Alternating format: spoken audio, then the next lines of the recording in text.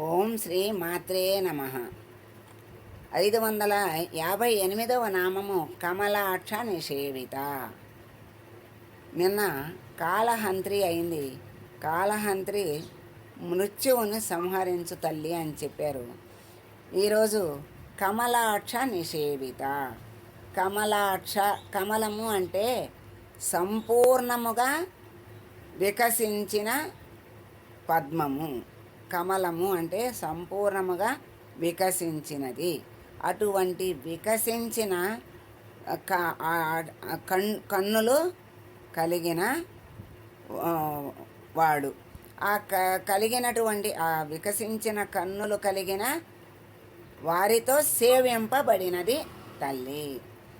అంటే సంపూర్ణముగా వికసించిన కన్నులు కలిగిన వారితో సేవించబడిన తల్లి కమలాక్ష నిషేవిత. సంపూర్ణముగా వికసించటము అంటే జ్ఞానము, జ్ఞాన దృష్టి. జ్ఞానము అంటే వికసించటము, ప్రకాశించటము, అవన్నీ కూడా జ్ఞానము చేత వికసింపబడినది.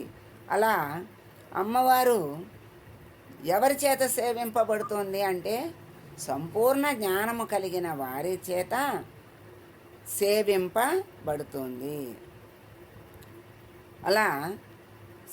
అట్లా మేము సేవిస్తున్నాము కదా అని అనుకుంటా అది సేవిత అవుతుంది, కానీ నిషేవిత అవ్వదు. అంటే సేవిస్తున్నాం అంతే. అది ఎంత ఏమిటి అనేది అమ్మకి తెలుసు. మన మనసు ఎంత నిలుస్తోంది, ఎంతసేపు చేయగలుగుతున్నాము, ఎంతసేపు మనసారా అమ్మని ధ్యానిస్తున్నాము అనేది మనకే తెలుసు. అదే అందుకని సేవిత అన్నారు, నిషేవిత అని కాదు. అంటే ఇక్కడ ఆ పూజ చేసిన ఏదైనా వినటానికి వెళ్ళినా మరి ఏదో ఒక అడ్డంకులు వస్తే చిరాకులు, పరాకులు, విసుగులు, మళ్ళీ ఇవన్నీ కాక కునుకులు, ఇంకా సేవించాము అని మొత్తం సమయమంతా లెక్కేసుకుంటాం. ఇప్పుడు గంట పురాణం విన్నాము, ఆ గంట భగవంతుని ధ్యాసలో ఉన్నాము అనుకుంటాము. ఆ గంటలో ఎన్ని కునుకులో, ఎన్ని పరాకులో, ఎన్ని మళ్ళీ బయట వాళ్ళు పిలవటమో, ఎన్నో ఆటంకాలు వస్తూ ఉంటాయి. అవన్నీ కూడా ఆ సమయంలో కేటాయించలేం కదా, కేటాయించకూడదు కదా. అందుకని అది సేవిత అన్నారు, కానీ నిషేవిత అని ఎక్కడ చెప్పరు. అది నిషేవిత ఎందుకు అవుతుంది? నిషేవిత అంటే సంపూర్ణ జ్ఞానముతో సేవించటము అని అర్థము. అలా సేవించిన వారికి అమ్మ ఎవరికి ఏది ఎప్పుడు ఎలా ఇవ్వాలో అది ఇస్తుంది. కమలాక్షుడంటే కమలాక్ష నిషేవిత అన్నారు కదా.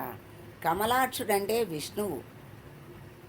ఈ విష్ణువు చేత అమ్మ ఆరాధించబడింది, సేవించబడింది, సంపూర్ణ జ్ఞానముతో సేవింపబడింది.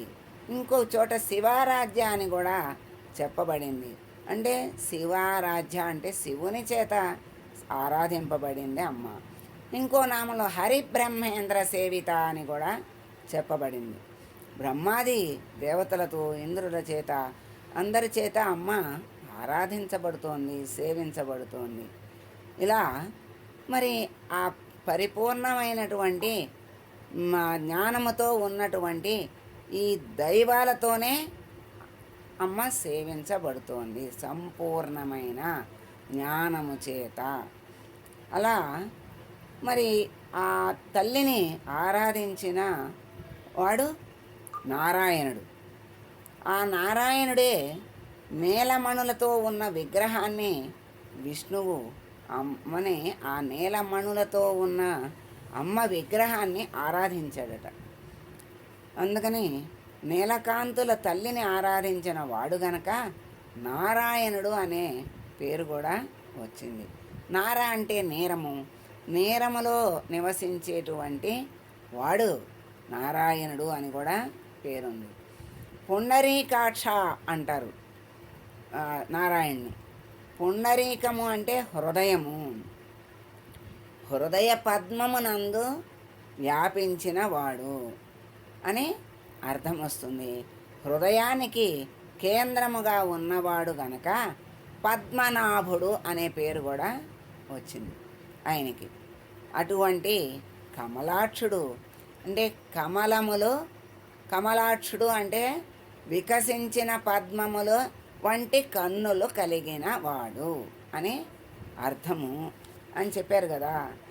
అలా వికసించిన కనులు అంటే విశాలమైన కనులు, జగత్తంతటిని చూడగలిగేటువంటి కనులు, జ్ఞాన ప్రకాశముతో వెలిగేటువంటి కన్నులు.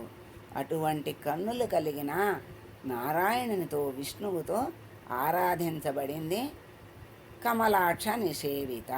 కాత్యాయని దేవిని హృదయమంతా వ్యాపించి సేవించబడుతున్న తల్లి. 3 కకారాలు అయినాయి. ఏంటి? కలి కల్మష నాశిని, కాత్యాయని, కాలహంత్రి, కమలాక్ష నిషేవిత. ఈ 3 కకారాలు అయినటువంటి తల్లి తాంబూలపూరిత ముఖి అవుతుంది. అది రేపు ఆ వివరాన్ని మనము తెలుసుకుందాం. ఇటువంటి కమలాక్ష నిషేవిత అయినటువంటి తల్లికి మంగళం పాడదాం. సర్వమంగళ మాంగళ్యే శివే సర్వార్థ సాధకే శరణ్యే త్రయంబకే దేవి నారాయణి నమోస్తుతే.